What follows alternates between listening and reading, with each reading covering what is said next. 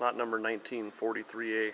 Here we got ourselves a Polaris 96 SLX 780 engine. We're going to do a compression test. We'll start with the magneto side first.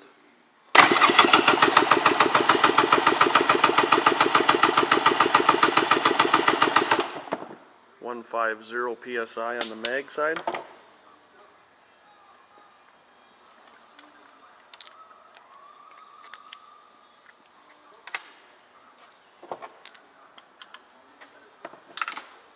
Center cylinder.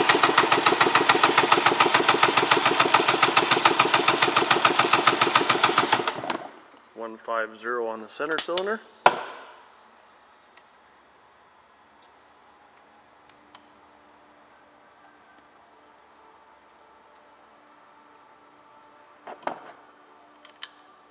And the PTO side next.